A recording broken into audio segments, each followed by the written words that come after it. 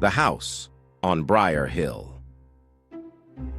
It was a damp, overcast afternoon when Lena, Marcus, and Jay arrived at the old house on Briar Hill. The place had been abandoned for decades, a looming Victorian mansion with ivy crawling up its cracked walls and windows clouded by dust. The house was infamous for being haunted.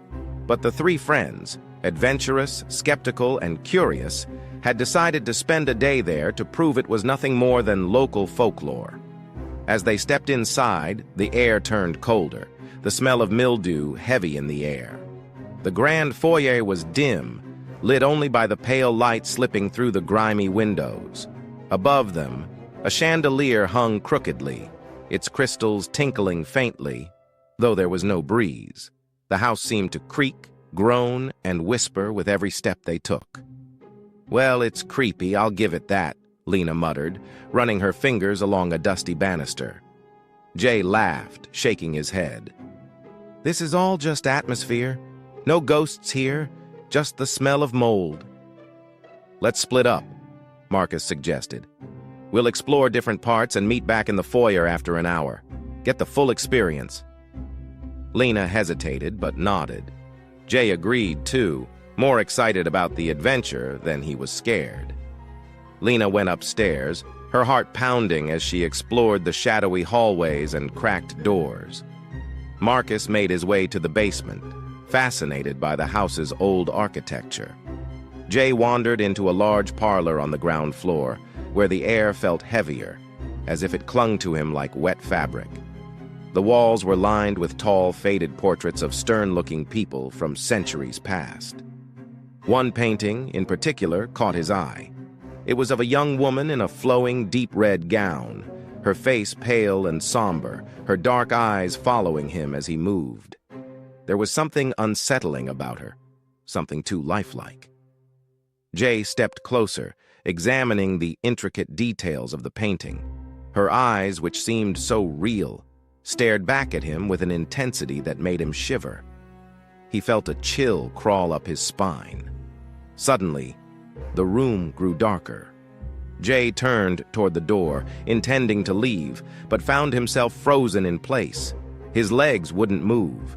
His breath caught in his throat as the woman's eyes seemed to widen, her expression changing. He watched in horror as her painted lips curled into a sinister smile. "Guys!" he called out, his voice shaky. But there was no response. The house felt unnaturally quiet. The world around him seemed to swirl. The colors in the room faded, and he felt as though he were being pulled toward the painting, closer and closer until the walls, the floor, everything around him disappeared. He could see nothing but the woman's eyes as his vision blurred. Then, all at once, there was darkness. Meanwhile, upstairs, Lena noticed the silence was growing thick. She hadn't heard from Jay or Marcus in a while.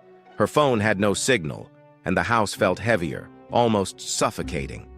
She rushed back downstairs, calling for the others. When Lena entered the parlor, she gasped. Jay was gone. In his place, the room felt colder, almost frozen in time. Her eyes landed on the painting, and she froze. There, beside the woman in red, was a figure that hadn't been there before. A man. His face was unmistakable. It was Jay. Lena screamed and backed away, her breath coming in quick gasps. She turned and sprinted through the house, desperate to find Marcus. When she reached the basement door, she found him standing there, pale and shaking. "Lena, I heard something," Marcus stammered, his voice trembling. "Where's Jay?" Lena shook her head, her voice barely a whisper. He's in the painting." They hurried back to the parlor together, and Marcus saw what Lena meant. There, in the painting, was Jay, trapped forever, his expression frozen in terror.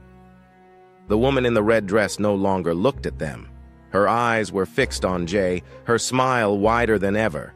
It was as if she had claimed him, and there was nothing they could do to bring him back. Lena and Marcus fled the house, their hearts pounding, never daring to return. The house on Briar Hill was abandoned once more, its doors sealed shut. But inside, the woman in red still watched, her eyes ever so vigilant, her newest companion by her side, a reminder of what happens to those who disturb the spirits that dwell within. Jay would remain there, trapped in the painting, his terror frozen in oil and canvas forever.